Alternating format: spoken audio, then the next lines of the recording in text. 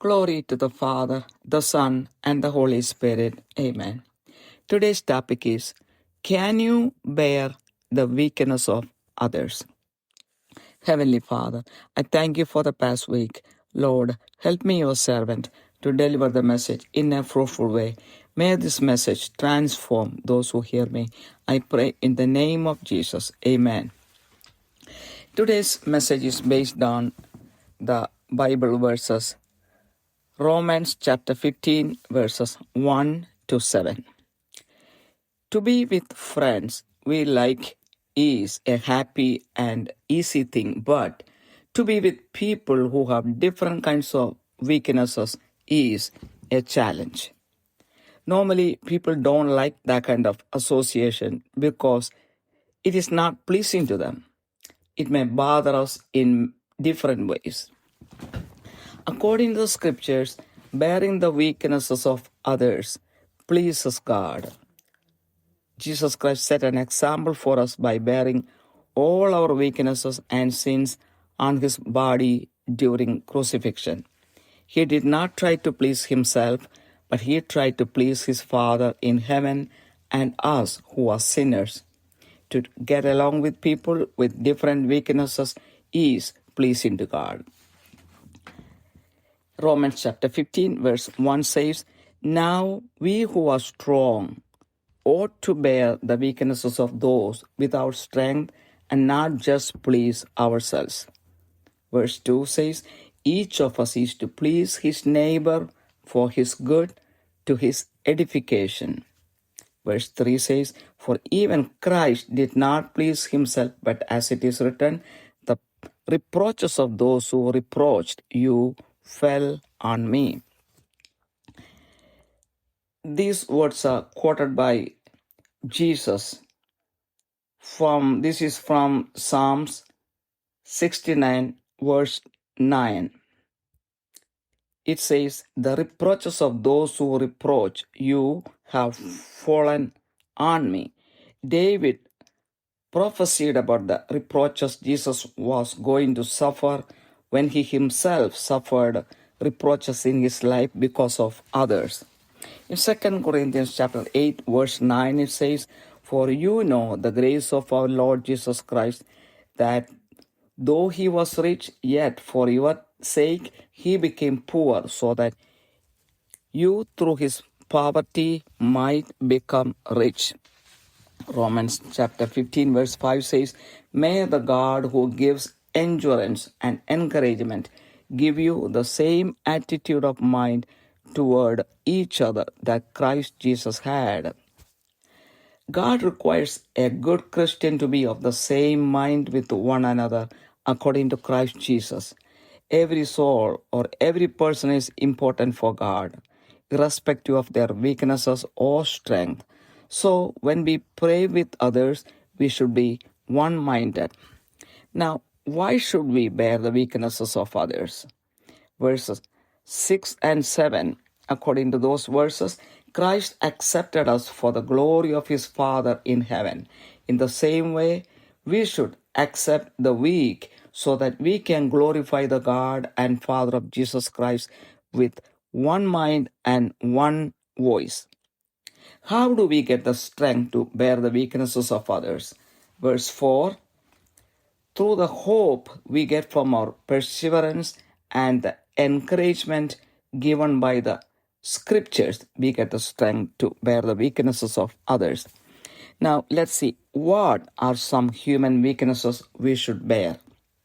One, we should bear the weaknesses of people without strong faith.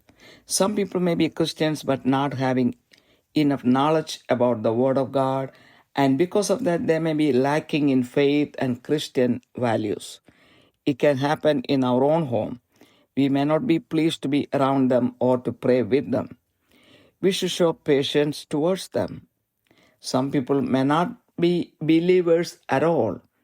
If we are not interested to be around them, we are pleasing only ourselves. If Jesus could bear our sins on his body to please us and the Father, we should also show the patience and humility to be around them and bring them to the knowledge of God. If we do so, eventually we may become able to pray with them with one mind. In 1 Corinthians chapter 7, verse 14, it says, "For the unbelieving husband is sanctified through his wife, and the unbelieving wife is sanctified through her believing husband. For otherwise your children are unclean, and now they are holy." By living with a believing spouse, the partner becomes sanctified. In order for that to happen, the believing person should live with extra sanctification. 2. We should bear the worldly people without the Holy Spirit.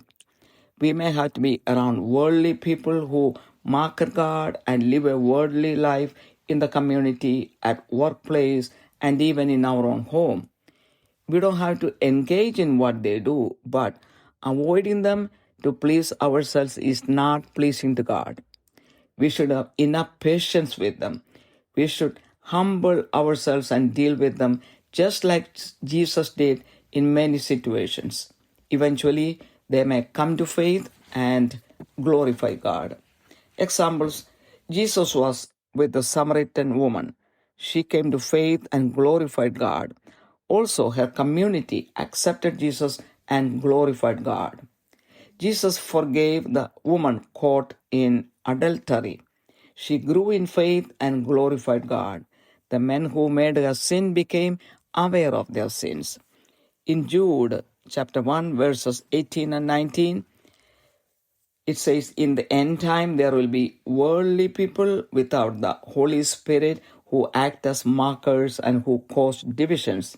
Jude exhorts us in the verses 22 and 23, "And have mercy on them who are doubting, save others, snatching them out of fire, and on some have mercy with fear, hating even the garment polluted by the flesh." We should have a moral responsibility towards them. 3. We should bear the weaknesses of the people who hurt us.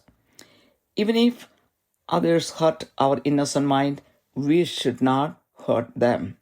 Galatians chapter 6 verse 2 says, "Bear one another's burdens and so fulfill the law of Christ." Ephesians chapter 4 verse 32 says, "Be kind and compassionate to one another, forgiving each other, just as in Christ God forgave you." St. Matthew's Gospel chapter 5 verse 44 says, "But I say to you, love your enemies and pray for those who persecute you." In 1 Peter chapter 4 verse 14 says, "If you are reviled for the name of Christ, you are blessed because the Spirit of glory and of God rests on you." 4. There may be enemies for you who want to see your downfall. One of the toughest teachings in the Bible involves loving our enemies, especially those who have caused us pain. Jesus teaches us to respond with love rather than retaliation. Romans 12 verse 19 says, "Do not take revenge, my dear friends, but leave room for God's wrath. For it is written, 'It is mine to avenge. I will repay,' says the Lord." As long as God is with us, no enemy will see our downfall. God will not allow that to happen to us as long as we don't take revenge on that person, but pray for that person. When your enemy sees your forgiving nature, he may repent one day. I have not taken revenge on my enemies for what they had done to me over the years. I had noticed that eventually these people started coming closer to me once they understood me. And I have been keeping myself calm as if nothing had ever happened. This way, I could please God. It has taken a toll on me, but it has led to my sanctification and strengthening. 5. There may be people who do not return the love you give to them. Love is coming from God, and it is to be given to other people to please God. When others do not return that love, it hurts. All the love Jesus gave to the people by healing them, teaching them, and spending time with them was not returned back to him when he was beaten up and crucified. Still, he is loving us and waiting for us to get into salvation and the eternal kingdom with him. God expects us to give this kind of unconditional love to everyone around us. Personally speaking, I have several experiences of people turning away without loving me enough. It was painful initially, but each time God strengthened me. After I felt the love of God one day in an encounter with Jesus, my desire for love from others dropped down completely. Instead, I started being able to love others more without desiring any love from them. God filled me with His grace. 6. Bear the weaknesses of family members. I know closely several families who clash for worldly things and break the relationship forever. It is very hurting to God. God expects unity and love among brothers and sisters, between husband and wife, and between parents and children. Psalm 133, verse 1 says, Behold, how good and how pleasant it is for brothers who dwell together in unity. This is an era of broken relationships and divorces, which is not pleasing to God. Now, how do I bear the weaknesses of others? I'm speaking personally about myself. I have 8 siblings and their families in India. I am the middle person. Each person is important to me, and I would do anything possible to maintain that relationship. I bear the weaknesses of my husband, children, siblings, and relatives to please God and to maintain the relationship. To me, it is pleasing to bear their weaknesses than breaking the relationship. There were occasions I was misunderstood in my family circle from both sides. It has hurt the Holy Spirit within me. It is my mission to talk to people who face problems in their home and personal life, which they don't want to share with the public.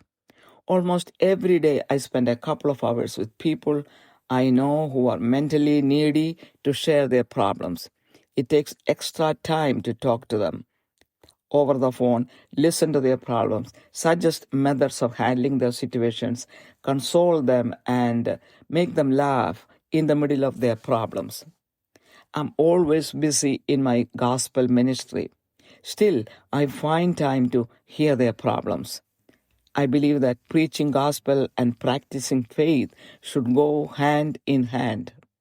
I take their problems as my own. I pray for all of them every day. With one person, I read and discuss Bible, sing songs, and pray almost every day at a set time according to her request. Even if it interferes with my daily routine sometimes, I keep that time for her to the maximum. It gives her comfort. This is one way of bearing her weaknesses. Sometimes it is not easy to deal with some people mentally, but I think about the pain Jesus bore for us and show the patience to bear their weaknesses. I know that by partaking in their pain, I'm pleasing them and pleasing God. When I go to India, I find time to sit with the poor and those who are in the lower status around our home, hear their stories, share the word of God, and help them according to their needs. This way, I please them and please God. Next point, what we need to bear the weaknesses of others is grace. Who is considered as a good Christian is a question to be answered wisely based on a good spirituality and the instructions given in the Bible.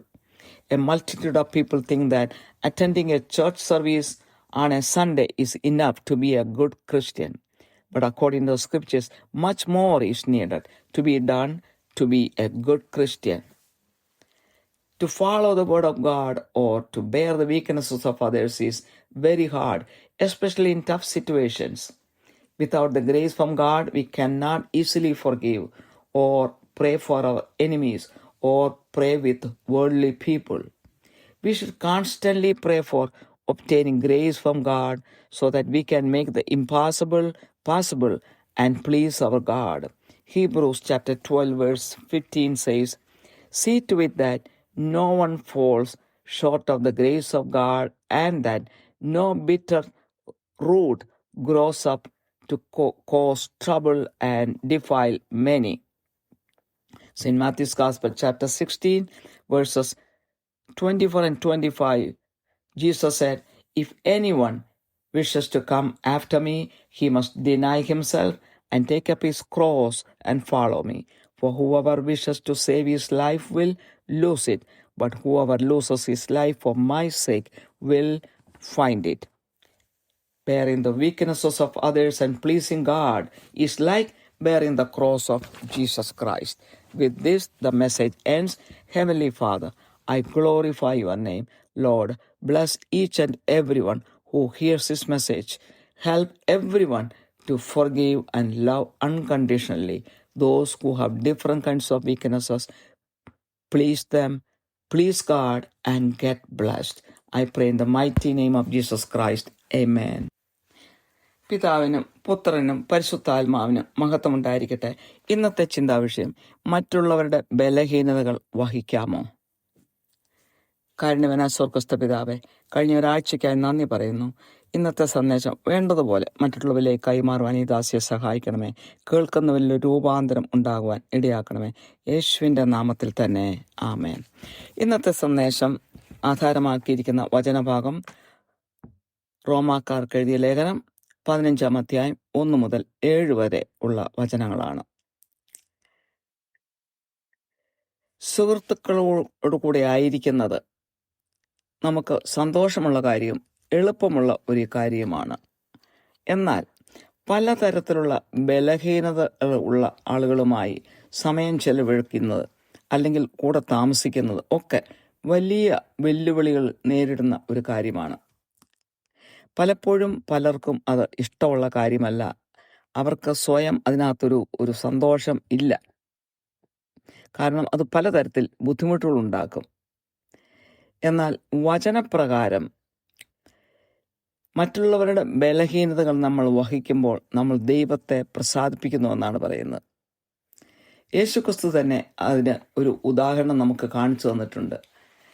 നമ്മുടെ പാപങ്ങൾ യേശുക്രിസ്തു സ്വന്തം ശരീരത്തിൽ വഹിച്ചുകൊണ്ട് കുരിശുമരണം വരിച്ചു. അവിടുന്ന് സ്വയം പ്രീതിപ്പെടുത്താനും സന്തോഷിപ്പിക്കാനും നോക്കിയില്ല.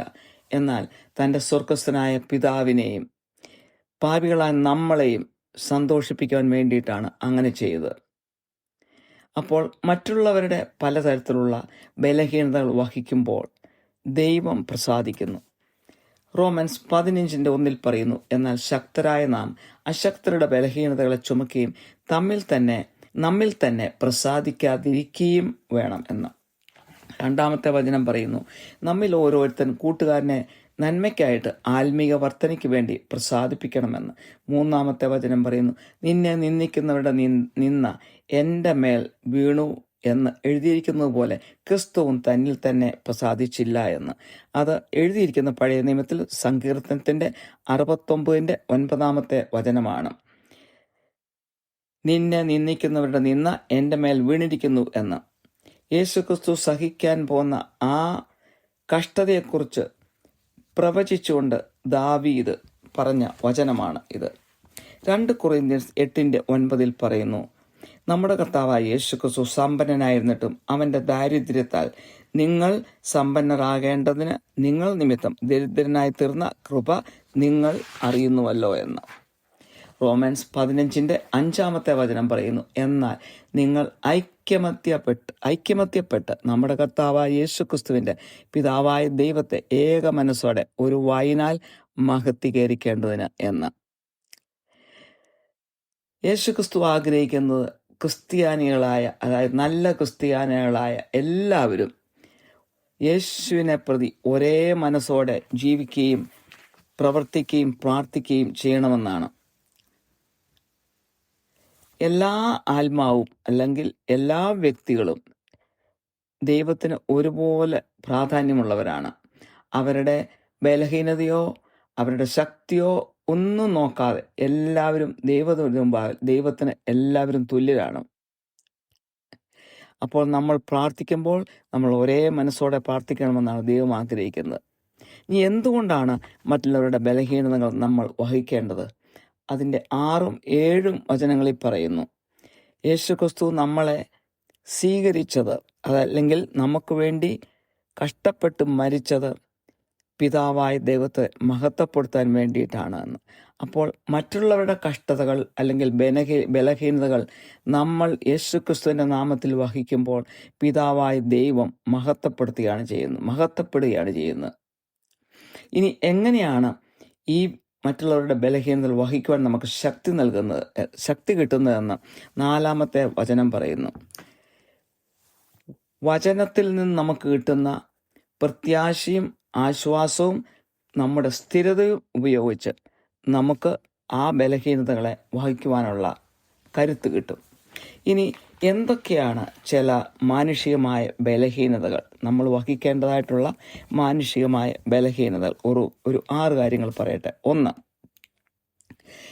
നല്ല വിശ്വാസമില്ലാത്തവരുടെ ബലഹീനതകളെ നമ്മൾ വഹിക്കേണ്ടതായിട്ടുണ്ട്. പല ക്രിസ്ത്യാനികളും പേര് മാത്രമേ ഉള്ളൂ, എന്നാൽ ദൈവത്തെക്കുറിച്ചുള്ള അറിവോ വചനത്തെക്കുറിച്ചുള്ള അറിവോ ഒന്നും കാണിക്കുകയില്ല. അവർക്ക് വിശ്വാസം ഒന്നും കാണുകയില്ല. മൂല്യങ്ങൾ, നല്ല ക്രിസ്തീയ മൂല്യങ്ങൾ ഒന്നും കാണുകയില്ല. അവർ ചിലപ്പോൾ നമ്മുടെ വീട്ടിൽ തന്നെ ഉള്ള ആളായിരിക്കും. എന്നാൽ അവരെ നമ്മൾ പ്രസാദിപ്പിക്കേണ്ടതായിട്ടുണ്ട്. അവരുടെ കൂടെ നമ്മൾ പ്രാർത്ഥിക്കേണ്ടതായിട്ടുണ്ട്. അവരോട് നമ്മൾ ക്ഷമ കാണിക്കേണ്ടതായിട്ടുണ്ട്. എന്നാൽ ചില വ്യക്തികൾ വിശ്വാസികളേ ആയിരിക്കത്തില്ല. എന്നാൽ അവരോടൊപ്പം നമ്മൾ ജീവിച്ചേ പറ്റത്തുള്ളൂ. അവരെ നമ്മൾ സന്തോഷിപ്പിച്ചേ ഒക്കത്തുള്ളൂ. അവരെ സന്തോഷിപ്പിക്കുമ്പോൾ ദൈവത്തെ സന്തോഷിപ്പിക്കുന്നതിനാണ് സമമാണ്. യേശുക്രിസ്തു നമ്മുടെ പാപങ്ങൾ സ്വന്തം ശരീരത്തിൽ ഏറ്റുകൊണ്ട് പിതാവിനെ പ്രസാദിപ്പിച്ചതുപോലെ അവരോട് ക്ഷമ കാണിച്ചും അവരുടെ മുമ്പിൽ എളിമ കാണിച്ചും അവരെ സ്നേഹിച്ചും അവരെ ദൈവത്തിൻ്റെ അറിവിലേക്ക് കൊണ്ടുവരികയും ചെയ്യുമ്പോൾ അവരുടെ ബലഹീനതകൾ നമ്മൾ വഹിക്കുകയാണ് ചെയ്യുന്നത്. അങ്ങനെ നമ്മൾ ചെയ്യുമ്പോൾ അവരോടൊപ്പം ഒന്നിച്ചിരുന്ന് ഒരേ മനസ്സോടെ പ്രാർത്ഥിക്കുവാനുള്ള ഒരു അവസ്ഥയിലേക്ക് നമ്മൾ കടന്നു വരും. 1 കൊറിന്ത്യർ 7:14 പറയുന്നു, അവിശ്വാസിയായ ഭർത്താവ് ഭാര്യ മുഖാന്തരം വിശുദ്ധീകരിക്കപ്പെടും, അവിശ്വാസിയായ ഭാര്യ സഹോദരൻ മുഖാന്തരം വിശുദ്ധീകരിക്കപ്പെട്ടുമിരിക്കുന്നു. അല്ലെങ്കിൽ നിങ്ങളുടെ മക്കൾ അശുദ്ധർ എന്ന് വരും, ഇപ്പോഴോ അവർ വിശുദ്ധർ ആകുന്നുവെന്ന്. അപ്പോൾ വിശ്വാസമില്ലാത്ത ഒരു ജീവിത പങ്കാളിയോടുകൂടെ ജീവിക്കുമ്പോൾ വിശ്വാസമുള്ള ജീവിത പങ്കാളി മൂലം ആ വ്യക്തി വിശുദ്ധീകരിക്കപ്പെടും. അങ്ങനെ ഒരു സാഹചര്യത്തിൽ വരുമ്പോൾ വിശ്വാസമുള്ള വ്യക്തി അതിവിശുദ്ധമായ ഒരു ജീവിതം നയിക്കുവാനായിട്ട് ശ്രമിക്കേണ്ടത് ആവശ്യമുണ്ട്. 2, പരിശുദ്ധാത്മാവില്ലാതെ ലൗകികരായി ജീവിക്കുന്ന മനുഷ്യരുടെ ബലഹീനത നമ്മൾ വഹിക്കേണ്ടതായിട്ടുണ്ട്. നമ്മുടെ ചുറ്റുമുള്ള അനേകം ആൾക്കാർ ദൈവത്തെ പരിഹസിക്കുന്നവരും ലൗകികമായ ജീവിതം നയിക്കുന്നവരുമായിരിക്കും. നമ്മുടെ ജോലി സ്ഥലത്തായിരിക്കാം, നമ്മുടെ കമ്മ്യൂണിറ്റിയിലായിരിക്കാം, നമ്മുടെ ഭവനത്തിൽ തന്നെ ആയിരിക്കാം. അവർ ചെയ്യുന്നത് നമ്മൾ ചെയ്യേണ്ട ആവശ്യമില്ല. എന്നാൽ അവരെ പ്രസാദിപ്പിക്കേണ്ടത് നമ്മുടെ കടമയാണ്. അങ്ങനെ ചെയ്യുമ്പോൾ നമ്മൾ ദൈവത്തെ തന്നെയാണ് പ്രസാദിപ്പിക്കുന്നത്. അങ്ങനെ ചെയ്യുവാൻ നമുക്ക് ഒത്തിരി ക്ഷമ ആവശ്യമുണ്ട്, ഒത്തിരി എളിമ ആവശ്യമുണ്ട്. യേശുക്രിസ്തു പല സാഹചര്യങ്ങളിലും ആ ക്ഷമയും എളിമയും ഒക്കെ കാണിച്ചാണ് അനേകരുടെ വിശ്വാസം നേടിയെടുത്തത്. അങ്ങനെ അനേകർ ദൈവത്തിലേക്ക് വരികയും ദൈവത്തെ മഹത്വപ്പെടുത്തുകയും ചെയ്തു. ഉദാഹരണത്തിനായിട്ട് സമറിയാക്കാരി സ്ത്രീയുടെ അടുത്ത് യേശു ചെന്നപ്പോൾ ആ സ്ത്രീ യേശുവിൻ്റെ സംസാരം കേട്ട് കഴിഞ്ഞപ്പോൾ തന്നെ വിശ്വാസത്തിലേക്ക് വന്നു. അവൾ ദൈവത്തെ മഹത്വപ്പെടുത്തി. അവൾ കാരണം ആ നാട് മുഴുവൻ ദൈവത്തെ മഹത്വപ്പെടുത്തുവാനിടയായി. അതുപോലെ തന്നെ ആ വ്യഭിചാരത്തിൽ പിടിക്കപ്പെട്ട ആ സ്ത്രീയോട് യേശു ക്ഷമിച്ചു. ആ സ്ത്രീ വിശ്വാസത്തിലേക്ക് വന്നു, ദൈവത്തെ മഹത്വപ്പെടുത്തി. അവളെ പഴി കൽപ്പിച്ചിരുന്ന കുറ്റം ചുമത്തിയിരുന്ന ആ മനുഷ്യർ സ്വന്തം കുറ്റത്തെക്കുറിച്ച് ബോധവാന്മാരായി അവിടുന്ന് മാറിപ്പോകുന്നത് നമ്മൾ കാണുന്നു. ജൂഡിൻ്റെ പുസ്തകം 1-ാം അധ്യായത്തിൻ്റെ 18 19 വചനങ്ങളിൽ നമ്മൾ പറയുന്നു, അന്ത്യകാലത്ത് അനേകം ആൾക്കാർ പരിശുദ്ധാത്മാവില്ലാതെ പരിഹാസികളായും ഭിന്നതയുണ്ടാക്കുന്നവരുമായിട്ട് വരുമെന്ന്. അതിൻ്റെ 22ഉം 23ഉം വചനങ്ങളിൽ പറയുന്നു, സംശയിക്കുന്നവരായ ചിലരുടെ കരുണ ചെയ്യുവിൻ, ചിലരെ തീയിൽ നിന്ന് വലിച്ചെടുത്ത് രക്ഷിപ്പിൻ, ജഡത്താൽ കറപിടിച്ച അങ്കി പോലും പകച്ചുകൊണ്ട് ചിലർക്ക് ഭയത്തോടെ കരുണ കാണിപ്പിൻ എന്ന്. അപ്പോൾ നമുക്കൊക്കെ ഒരു ധാർമ്മികമായ ഉത്തരവാദിത്വം അങ്ങനെയുള്ളവരോടുണ്ട്. മൂന്നാമതായിട്ട്, നമ്മളെ ഉപദ്രവിക്കുന്നവരുടെ ബലഹീനതകൾ നമ്മൾ ഏറ്റെടുക്കാൻ തയ്യാറാകണം. നമ്മൾ എത്ര നിഷ്കളങ്ക മനസ്സുള്ളവരാണെങ്കിലും ചിലപ്പോൾ നമ്മളെ മറ്റുള്ളവർ ഉപദ്രവിച്ചെന്നിരിക്കും. പക്ഷേ നമുക്കവരെ ഉപദ്രവിക്കാൻ ദൈവം അനുവാദം തന്നിട്ടില്ല. നമ്മൾ ഉപദ്രവിക്കാൻ പാടില്ല. ഗലേഷ്യൻസ് 6:2 പറയുന്നു, തമ്മിൽ തമ്മിൽ ഭാരങ്ങളെ ചുമപ്പിൻ, ഇങ്ങനെ ക്രിസ്തുവിൻ്റെ ന്യായപ്രമാണം നിവർത്തിപ്പിൻ എന്നും. എഫേസുസാർക്ക് എഴുതിയ ലേഖനം 4:32 പറയുന്നു, നിങ്ങൾ തമ്മിൽ ദയയും മനസ്സലിവുള്ളവരുമായി ദൈവം ക്രിസ്തുവിൽ നിങ്ങളോട് ക്ഷമിച്ചതുപോലെ അന്യോന്യം ക്ഷമിക്കുവിൻ എന്ന്. വിശുദ്ധ മത്തായിയുടെ സുവിശേഷം 5:44 പറയുന്നു, ഞാനോ നിങ്ങളോട് പറയുന്നു, നിങ്ങളുടെ ശത്രുക്കളെ സ്നേഹിപ്പിൻ, നിങ്ങളെ ഉപദ്രവിക്കുന്നവർക്ക് വേണ്ടി പ്രാർത്ഥിപ്പിൻ എന്ന്. 1 പത്രോസ് 4:14 പറയുന്നു, ക്രിസ്തുവിൻ്റെ നാമം ഹേതുവായി നിന്ന സഹിക്കേണ്ടി വന്നാൽ നിങ്ങൾ ഭാഗ്യവാന്മാർ, മഹത്വത്തിൻ്റെ ആത്മാവായ ദൈവാത്മാവ് നിങ്ങളുടെ മേൽ ആവസിക്കുന്നുവല്ലോ എന്ന്. നാലാമതായിട്ട്, നമ്മളുടെ തകർച്ച കാണുവാൻ ആഗ്രഹിക്കുന്ന ശത്രുക്കൾ നമുക്ക് കാണും. അവരുടെ ബലഹീനതകൾ നമ്മൾ ഏറ്റെടുക്കണം. ബൈബിളിലെ പഠിപ്പീരിൽ ഏറ്റവും ടഫായിട്ടുള്ള ഒരു പഠിപ്പീരാണ് ശത്രുക്കളോട് ക്ഷമിക്കണം, ശത്രുക്കളെ സ്നേഹിക്കണം എന്ന്. പ്രത്യേകിച്ച് നമ്മളെ വേദനിപ്പിച്ചിട്ടുള്ള ശത്രുക്കളോട് ക്ഷമിക്കാനും അവരെ സ്നേഹിക്കുവാനും അത്ര എളുപ്പമുള്ള കാര്യമല്ല. എന്നാൽ യേശുക്രിസ്തു പഠിപ്പിക്കുന്ന പ്രതികാരമല്ല, സ്നേഹമാണ് തിരിച്ചു കൊടുക്കേണ്ടതെന്ന്. റോമൻസ് 12:19 പറയുന്നു, പ്രിയമുള്ളവരെ, നിങ്ങൾ തന്നെ പ്രതികാരം ചെയ്യാതെ ദൈവകോപത്തിന് ഇടം കൊടുപ്പിൻ, പ്രതികാരം എനിക്കുള്ളത്, ഞാൻ പകരം ചെയ്യുമെന്ന് കർത്താവ് അരുളി ചെയ്യുന്നു എന്ന്. ദൈവം നമ്മോട് ഒപ്പമുള്ളിടത്തോളം കാലം ഒരു ശത്രുവും നമ്മുടെ തകർച്ച കാണുകയില്ല. അത് ദൈവം സമ്മതിക്കുകയില്ല. ദൈവം തന്നെ നമുക്ക് വേണ്ടി പൊരുതും. നമ്മൾ ആ വ്യക്തികൾക്ക് വേണ്ടി പ്രാർത്ഥിച്ചാൽ മാത്രം മതി. ആ ശത്രു നമ്മുടെ ക്ഷമിക്കുന്ന സ്നേഹം കാണുമ്പോൾ തന്നെത്താൻ അനുതപിക്കും. എനിക്ക് ശത്രുക്കൾ ജീവിതത്തിൽ ഉണ്ടായിട്ടുണ്ട്. എന്നാൽ അവരോടൊന്നും ഒരു പ്രതികാരവും ഞാൻ ചെയ്യാൻ പോയിട്ടില്ല. അവർ തന്ന സഹനം മൗനമായി സഹിച്ചിട്ടേ ഉള്ളൂ, പരാതി പറയാൻ പോയിട്ടില്ല. എന്നാൽ നാളുകൾക്ക് ശേഷം ഞാൻ കണ്ടിട്ടുണ്ട്, ആ വ്യക്തികളൊക്കെ എന്നെ മനസ്സിലാക്കി തുടങ്ങിയപ്പോൾ എന്നോട് അടുത്തു വരികയും സ്നേഹം പ്രകടിപ്പിക്കുകയും ചെയ്തു. ഞാനും അതുപോലെ തന്നെ സ്നേഹം പ്രകടിപ്പിച്ചു പോയിരുന്നു. എന്നാൽ ഞാൻ പഴയതൊന്നും അവരോട് ചോദിക്കാനോ പറയാനോ പോയില്ല. അങ്ങനെ ദൈവത്തെ ഞാൻ അവിടെ പ്രസാദിപ്പിക്കുകയാണ് ചെയ്തത്. ആ സഹനമൊക്കെ ഏറ്റുവാങ്ങിയപ്പോൾ അല്പം ബുദ്ധിമുട്ട്, നല്ലപോലെ ബുദ്ധിമുട്ടുകളും പ്രയാസവും അനുഭവിച്ചിട്ടുണ്ട്. എന്നാൽ അത് എൻ്റെ തന്നെ വിശുദ്ധീകരണത്തിന് ഇടയായി. തന്നെയുമല്ല, ദൈവം എന്നെ അതുവഴി ശക്തിപ്പെടുത്തുകയാണ് ചെയ്തത്. 5, ചിലപ്പോൾ നമ്മൾ കൊടുക്കുന്ന സ്നേഹം അതുപോലെ നമുക്ക് തിരിച്ചു കിട്ടാത്ത സാഹചര്യങ്ങൾ ഉണ്ടാകും. അപ്പോൾ ആ ബലഹീനത നമ്മൾ സഹിക്കുകയാണ് ചെയ്യുന്നത്, അത് നമ്മൾ ഏറ്റെടുക്കുകയാണ് ചെയ്യേണ്ടത്. സ്നേഹം ദൈവത്തിൽ നിന്ന് വരുന്നതാണ്. അത് മറ്റുള്ളവർക്ക് നമ്മൾ കൊടുക്കണം. അങ്ങനെയാണ് നമ്മൾ ദൈവത്തെ പ്രസാദിപ്പിക്കുന്നത്. എന്നാൽ ആ സ്നേഹം നമുക്ക് കിട്ടാതെ വരുമ്പോൾ പലപ്പോഴും നമുക്ക് ബുദ്ധിമുട്ടുണ്ടാകും, മനോവേദന ഉണ്ടാകും. യേശുക്രിസ്തുവിനെ നോക്കുക. യേശുക്രിസ്തു മറ്റുള്ളവർക്ക് സൗഖ്യം കൊടുത്തു, അവരെ പഠിപ്പിച്ചു, അവരോടൊപ്പം സമയം ചെലവഴിച്ചു. എന്നാൽ മറ്റുള്ളവരാൽ അടികളേറ്റപ്പോഴും കുരിശുമരണം വഹിച്ചപ്പോഴും ഇവരാരും യേശുവിൻ്റെ കൂടെ ഉണ്ടായിരുന്നില്ല. എന്നിട്ടും കർത്താവ് നമ്മളെ സ്നേഹിക്കുന്നു. നിത്യരക്ഷയിൽ, നിത്യരാജ്യത്തിൽ, സ്വർഗരാജ്യത്തിൽ ദൈവത്തോടൊപ്പം എപ്പോഴും നമ്മൾ ഉണ്ടായിരിക്കണമെന്ന് നമുക്ക് വേണ്ടി ആഗ്രഹിക്കുകയും ചെയ്തുകൊണ്ടാണ് യേശുക്രിസ്തു ഇപ്പോഴും ഇരിക്കുന്നത്. അപ്പോൾ ഇങ്ങനെ വ്യവസ്ഥകളില്ലാത്ത ഒരു സ്നേഹമാണ് ദൈവം നമ്മൾ മറ്റുള്ളവർക്ക് കൊടുക്കണമെന്ന് ആഗ്രഹിക്കുന്നത്. എനിക്ക് പലതരത്തിലുള്ള മറ്റുള്ളവരുടെ സ്നേഹത്തെക്കുറിച്ച് പറയുവാനുണ്ട്. മറ്റുള്ളവരുടെ സ്നേഹം വേണ്ട വിധം കിട്ടിയിട്ടില്ലാത്ത പല അനുഭവങ്ങൾ എൻ്റെ ജീവിതത്തിൽ ഉണ്ടായിട്ടുണ്ട്. അത് തുടക്കത്തിൽ വളരെ വേദനാജനകമായിട്ട് തോന്നിയെങ്കിലും അതെല്ലാം ഓരോ അവസരത്തിലും എന്നെ ശക്തിപ്പെടുത്തിയിട്ടേ ഉള്ളൂ. എന്നാൽ കർത്താവുമായിട്ടുള്ള യേശുവുമായിട്ടുള്ള ഒരു എൻകൗണ്ടർ കിട്ടിയതിന് ശേഷം മറ്റുള്ളവരുടെ സ്നേഹം ഞാൻ ഒരിക്കലും ആഗ്രഹിച്ചില്ല. അത് എന്നിൽ നിന്നും അത് അറ്റുപോയി എന്നുള്ളതാണ്. അങ്ങനെ ഒരു ആഗ്രഹം പിന്നീട് എനിക്ക് ഉണ്ടായിട്ടുള്ള. പകരം ഞാൻ മറ്റുള്ളവരെ സ്നേഹിക്കാൻ തുടങ്ങി. മറ്റുള്ളവരെ സ്നേഹിക്കാനുള്ള കൃപ ദൈവം എനിക്ക് തന്നു. മറ്റുള്ളവർ എന്നെ സ്നേഹിക്കണമെന്നുള്ള ആ ആഗ്രഹം എന്നിൽ നിന്ന് ദൈവം എടുത്തു മാറ്റി. കാരണം ആ കൃപ, സ്നേഹിക്കുവാനുള്ള കൃപ തന്നുകൊണ്ട് ദൈവം എന്നെ അനുഗ്രഹിച്ചു.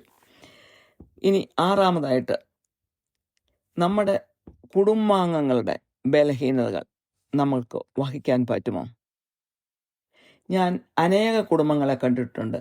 ലൗകികമായ പല കാര്യങ്ങൾക്ക് വേണ്ടിയിട്ട്, പ്രത്യേകിച്ച് സ്വത്തുക്കൾ, ഇങ്ങനെയുള്ള കാര്യത്തിന് വേണ്ടിയിട്ട് കുടുംബ ബന്ധങ്ങൾ, സഹോദര ബന്ധങ്ങൾ പൂർണ്ണമായിട്ടും നഷ്ടപ്പെട്ട് നശിപ്പിച്ച് വർഷങ്ങളോളം, ഓൾമോസ്റ്റ് ആയുഷ്കാലം മുഴുവനും മിണ്ടാതെ ഇരിക്കുന്ന, ബന്ധങ്ങൾ ഉപേക്ഷിച്ച വ്യക്തികളെ ഞാൻ നേരിട്ട് കണ്ടിട്ടുണ്ട്. എനിക്കറിയാം അനേകരെ.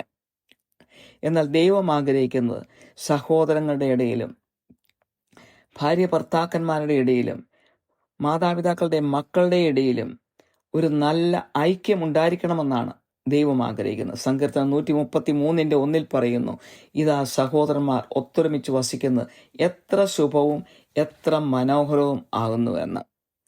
ഇന്നത്തെ ഒരു കാലഘട്ടത്തെക്കുറിച്ച് പറഞ്ഞാൽ തകർന്ന ബന്ധങ്ങളുടെയും ഡിവോഴ്സുകളുടെയും ഒരു കാലഘട്ടമാണ്. ദൈവത്തിന് ഒട്ടും പ്രീതികരമല്ലാതെ. ഇനി ഞാൻ എന്നെക്കുറിച്ച് തന്നെ പറയട്ടെ. ഞാൻ എങ്ങനെയാണ് മറ്റുള്ളവരുടെ ബലഹീനതകൾ വഹിക്കുന്നുവെന്ന്. എനിക്ക് 8 സഹോദരങ്ങൾ, അവരുടെ കുടുംബാംഗങ്ങളും കേരളത്തിലുണ്ട്. ഞാനാണ് ഉള്ളതിലെ നടുക്കത്തെ ആള്, അതായത് 5ാമത്തെ ആള്. ഓരോ വ്യക്തിയും എനിക്ക് വളരെ പ്രാധാന്യമുള്ള ആളാണ്. ഓരോരുത്തരുമായിട്ടുള്ള ബന്ധം കീപ്പ് ചെയ്യാൻ വേണ്ടിയിട്ട് എന്തും ചെയ്യുവാൻ എനിക്ക് മടിയില്ല. എന്തും വേണ്ടെന്ന് വെക്കാനും എനിക്ക് മടിയില്ല. ഇപ്പം എൻ്റെ ഹസ്ബൻഡിൻ്റെ ബലഹീനതകളോ, എൻ്റെ മക്കളുടേതോ, എൻ്റെ സഹോദരങ്ങളുടേതോ, എൻ്റെ ബന്ധുമിത്രാദികളുടെയോ ഒക്കെ ബലഹീനതകൾ സഹിച്ച് അവരുമായിട്ടുള്ള ബന്ധം എങ്ങനെയെങ്കിലും നിലനിർത്തണം എന്ന് എപ്പോഴും ആഗ്രഹിക്കുന്ന ഒരു വ്യക്തിയാണ് ഞാൻ. ആ ബലഹീനതകൾ സഹിക്കുന്നതാണ് ഈ ബന്ധങ്ങൾ വിച്ഛേദിക്കുന്നതിനേക്കാളും ഏറ്റവും നല്ലതെന്ന് ഞാൻ വിശ്വസിക്കുന്നു. പലപ്പോഴും എന്നെ വേണ്ടത്ര രീതിയിൽ മനസ്സിലാക്കാത്ത സാഹചര്യങ്ങൾ ഉണ്ടായിട്ടുണ്ട്. അത് എന്നിലുള്ള പരിശുദ്ധാത്മാവിനെ വേദനിപ്പിച്ചിട്ടുമുണ്ട്. പക്ഷെ അതൊക്കെ സഹിച്ച് ബന്ധങ്ങൾ മുന്നോട്ട് കൊണ്ടുപോകണം. അത് ഞാൻ നിർബന്ധം പിടിക്കുന്ന ഒരു വ്യക്തിയാണ്. അതിനുവേണ്ടി എന്തും ചെയ്യാൻ ഞാൻ തയ്യാറാണ്. പിന്നെ എൻ്റെ മറ്റൊരു മിഷനാണ് വേദനിക്കുന്നവരോട് സംസാരിക്കുക. വീട്ടിലോ വെളിയിലോ പേഴ്സണൽ ലൈഫിലൊക്കെ പലതരത്തിലുള്ള വേദന അനുഭവിക്കുന്ന മനുഷ്യരുണ്ട്, പ്രത്യേകിച്ച് സ്ത്രീകൾ. അവരോട് സംസാരിക്കുക, അവർക്ക് സമയം കൊടുക്കുക, അവരുടെ പ്രശ്നങ്ങൾ കേൾക്കുക, പറ്റുന്ന പ്രതിവിധികൾ പറഞ്ഞു കൊടുക്കുക, അവർക്ക് വേണ്ടിയിട്ട് പ്രാർത്ഥിക്കുക, എന്തെങ്കിലുമൊക്കെ പറഞ്ഞ് അവരെ ചിരിപ്പിക്കുക. ഇങ്ങനെ സമയം ചെലവഴിക്കുന്നത് എനിക്ക് ഒത്തിരി ഇഷ്ടമുള്ള ഒരു കാര്യമാണ്. ഞാൻ എൻ്റെ സുവിശേഷ വേലയിൽ ഒത്തിരി തിരക്കുള്ള വ്യക്തിയാണ്. എന്നാൽ പോലും മറ്റുള്ളവരുടെ പ്രശ്നങ്ങൾ കേൾക്കാൻ ഞാൻ ഒരിക്കലും മടി കാണിക്കത്തില്ല. അവരെത്ര സമയമെടുത്താലും ഞാനത് കേൾക്കും. കേട്ട് അവർക്കൊരാശ്വാസം കൊടുക്കും. ആരോടെങ്കിലും പറയുമ്പോൾ ഉണ്ടല്ലോ ഒരാശ്വാസം. സുവിശേഷ വേലയെന്ന് പറഞ്ഞാൽ വചനം വായിക്കുക മാത്രമല്ലല്ലോ, അത് ജീവിതത്തിൽ പ്രവൃത്തിയിലും വേണമല്ലോ. അതുകൊണ്ട് തന്നെ എത്ര തിരക്കാണെങ്കിലും ഞാൻ ഇങ്ങനെയുള്ള വിഷയങ്ങൾക്ക് വേണ്ടിയിട്ട് സമയം ചിലവഴിക്കും. അത് എൻ്റെ തന്നെ വിഷയമായിട്ടും എൻ്റെ തന്നെ ഒരു പ്രോബ്ലമായിട്ട് ഞാൻ എടുക്കും. ആ വ്യക്തികൾക്കൊക്കെ വേണ്ടി എന്നും ഞാൻ പ്രാർത്ഥിക്കും. അങ്ങനെയുള്ള ഒരു വ്യക്തിയുമായിട്ട് ഞാൻ എല്ലാ ദിവസവും തന്നെ സുവിശേഷം വായിക്കുകയും പാട്ടുപാടുകയും പ്രാർത്ഥിക്കുകയും ഒക്കെ ചെയ്യുന്നു. പല അസൗകര്യങ്ങളും നമ്മുടെ റുട്ടീൻ കാര്യങ്ങളുടെ ഇടയിൽ ഉണ്ടാകുമെങ്കിലും ആ സമയം ഞാൻ ആ വ്യക്തിക്ക് വേണ്ടി മാറ്റി വെച്ചിരിക്കുകയാണ്. അത് വളരെ ആശ്വാസം ആ വ്യക്തിക്ക് കൊടുക്കുന്നു. അങ്ങനെ ആ വ്യക്തിയുടെ ബലഹീനതകൾ നമ്മൾ വഹിക്കുന്ന ഒരു മാർഗമാണത്. ചില സമയത്ത് മറ്റുള്ളവരോട് സംസാരിക്കുമ്പോൾ മാനസികമായിട്ടും അവരോട് സംസാരിക്കുമ്പോൾ നമുക്ക് പല ബുദ്ധിമുട്ടുകളും ഉണ്ടാകാറുണ്ട്. എന്നാലും അവരുടെ വേദനയിൽ നമ്മൾ ഷെയർ ചെയ്യുന്നത് കൊണ്ട് ആ ബുദ്ധിമുട്ടും യേശുക്രിസ്തു സഹിച്ച പോലെ ഒരു സഹനമായിട്ട് ഏറ്റെടുത്ത് ദൈവത്തെ പ്രസാദിപ്പിക്കുവാനാണ് ഞാൻ ഇഷ്ടപ്പെടുന്നത്. ഞാൻ ഇന്ത്യയിൽ ചെല്ലുമ്പോൾ, നാട്ടിൽ എൻ്റെ വീട്ടിലും പരിസരത്തും ഹസ്ബൻഡിൻ്റെ വീടിൻ്റെ പരിസരത്തും ഒക്കെയുള്ള ആളുകളുമായിട്ട് കാണും. പ്രത്യേകിച്ച് അവിടെ മുതലാളികൾമാരെന്നും പാവപ്പെട്ടവരെന്നും ഒരു വ്യത്യാസമുണ്ടല്ലോ. പാവപ്പെട്ടവർ വേറൊരു അവസ്ഥയിലാണല്ലോ. ഞാൻ ആ പാവപ്പെട്ടവരുമായിട്ട് അവരുടെ അടുത്തിരുന്ന് വർത്തമാനം പറയുക, അവരുടെ കാര്യങ്ങളൊക്കെ കേൾക്കുക, അവരുടെ പ്രശ്നങ്ങളൊക്കെ അറിയുക, അവരുമായിട്ട് ദൈവവചനം പങ്കിടുക, അവരുടെ ആവശ്യങ്ങളിൽ അവരെ സഹായിക്കുക, ഇതൊക്കെ എനിക്ക് ഹരമുള്ള ഒരു കാര്യമാണ്. അങ്ങനെ അവരെ ഞാൻ പ്രസാദിപ്പിക്കുന്ന വഴി ദൈവത്തെ തന്നെയാണ് പ്രസാദിപ്പിക്കുന്നതെന്ന് പൂർണ്ണമായ ബോധ്യം എനിക്കുണ്ട്. ഇനി ഇങ്ങനെയൊക്കെ ചെയ്യണമെങ്കിൽ നമുക്ക് വേണ്ടത് എന്താണ്? നമുക്ക് വേണ്ടത് കൃപയാണ്. ആത്മീയതയുടെ വെളിച്ചത്തിലും വചനത്തിൻ്റെ അടിസ്ഥാനത്തിലും ആരാണ് ഒരു നല്ല ക്രിസ്ത്യാനി എന്ന് ഉള്ള ഉത്തരം വളരെ ജ്ഞാനത്തോടുകൂടി കൊടുക്കേണ്ട ഒരു കാര്യമാണ്. പല ആൾക്കാർക്കും ഒരു വിചാരമുണ്ട്, എല്ലാ സൺഡേയിലും പള്ളിയിൽ പോകുന്ന ഒരു വ്യക്തിയാണ് ഏറ്റവും നല്ല ക്രിസ്ത്യാനി എന്ന്. ചിലപ്പോൾ നല്ല ക്രിസ്ത്യാനി ആയിരിക്കാം, പക്ഷെ വചനം പറയുന്നതനുസരിച്ച് അതിനേക്കാൾ ഉപരി മറ്റ് പല കാര്യങ്ങളും ചെയ്യേണ്ടതായിട്ടുണ്ട് ഒരു നല്ല ക്രിസ്ത്യാനിയാകുവാനായിട്ട്. വചനമനുസരിക്കുകയും ആ വചനമനുസരിച്ച് ജീവിക്കുകയും മറ്റുള്ളവരുടെ ബലഹീനതകളിൽ അത് വഹിക്കുകയും ചെയ്യുക എന്ന് പറഞ്ഞു കഴിഞ്ഞാൽ, പ്രത്യേകിച്ച് ടഫായ സാഹചര്യങ്ങളിൽ ബുദ്ധിമുട്ടുള്ള കാര്യമാണ്. ദൈവത്തിൻ്റെ കൃപയില്ലാതെ മറ്റുള്ളവരെ സ്നേഹിക്കുവാനും മറ്റുള്ളവരോട് ക്ഷമിക്കുവാനും മറ്റുള്ളവരുടെ ബലഹീനതകൾ വഹിക്കുവാനും നമുക്കത്ര എളുപ്പമുള്ള കാര്യമൊന്നുമല്ല. അപ്പോൾ നമ്മൾ ചെയ്യേണ്ടത് കൂടെ നമ്മൾ കൃപയ്ക്ക് വേണ്ടി പ്രാർത്ഥിക്കണം. അപ്പോൾ അസാധ്യമായ കാര്യങ്ങൾ നമുക്ക് സാധ്യമായിട്ട് വരികയും നമുക്ക് മറ്റുള്ളവരുടെ ബലഹീനതകൾ ഏറ്റെടുക്കാൻ സാധിക്കുകയും അവരോടൊപ്പം നമുക്ക് ജീവിക്കുവാനും പ്രാർത്ഥിക്കുവാനും സംസാരിക്കുവാനും ഒക്കെ സാധിക്കുകയും ചെയ്യും. ഹീബ്രൂസ് 12:15 പറയുന്നു, ആരും ദൈവകൃപ വിട്ട് പിന്മാറുകയും വല്ല കയ്പുള്ള വേരും മുളച്ച കലക്കമുണ്ടാക്കി അനേകർ അതിനാൽ മലിനപ്പെടുകയും ആരും നുറുന്നെടുപ്പുകാരനോ ഒരു ഊണിന് ജ്യേഷ്ഠാവകാശം വിറ്റുകളഞ്ഞ ഏശാവിനെ പോലെ അഭക്തനോ ആയി തീരുകയും ചെയ്യാതിരിപ്പാൻ കരുതിക്കൊള്ളുവിൻ എന്ന്. വിശുദ്ധ മത്തായി സുവിശേഷം 16:24-25 വചനങ്ങൾ പറയുന്നു, യേശു ഒരുത്തൻ എൻ്റെ പിന്നാലെ വരുവാൻ ഇച്ഛിച്ചാൽ തന്നെത്താൻ ത്യജിച്ച് തൻ്റെ ക്രൂശ് എടുത്ത് എന്നെ അനുഗമിക്കട്ടെ. ആരെങ്കിലും തൻ്റെ ജീവനെ രക്ഷിപ്പാൻ ഇച്ഛിച്ചാൽ അതിനെ കളയും. എൻ്റെ നിമിത്തം ആരെങ്കിലും തൻ്റെ ജീവനെ കളഞ്ഞാൽ അതിനെ കണ്ടെത്തും എന്ന്. അപ്പോൾ മറ്റുള്ളവരുടെ ബലഹീനതകൾ നമ്മൾ വഹിച്ചാൽ യേശുവിൻ്റെ കുരിശ് വഹിക്കുന്നതിന് സമമാണ്. അത്രയുമില്ല ഒരിക്കലും, എങ്കിലും അതുപോലെയാണ് അത് ദൈവത്തിന് വളരെ പ്രീതികരമാണ്. ഇതോടെ ഈ വചന ശുശ്രൂഷ ഇവിടെ അവസാനിക്കുന്നു. സ്നേഹവാനായ സ്വർഗ്ഗസ്ഥ പിതാവേ, ഈ സന്ദേശം കേൾക്കുന്ന എല്ലാവരെയും അനുഗ്രഹിക്കണമേ. പലതരത്തിലുള്ള ബലഹീനതയുള്ളവരെ വ്യവസ്ഥയില്ലാതെ സ്നേഹിക്കുവാനും അവരോട് ക്ഷമിക്കുവാനും അങ്ങനെ അവരെയും ദൈവത്തെയും പ്രസാദിപ്പിക്കുവാനും എല്ലാവരെയും സഹായിക്കണമേ. എല്ലാ മഹത്വവും അവിടത്തേക്ക് തരുന്നു യേശുക്രിസ്തുവിന്റെ പൊന്നു നാമത്തിൽ തന്നെ. ആമേൻ.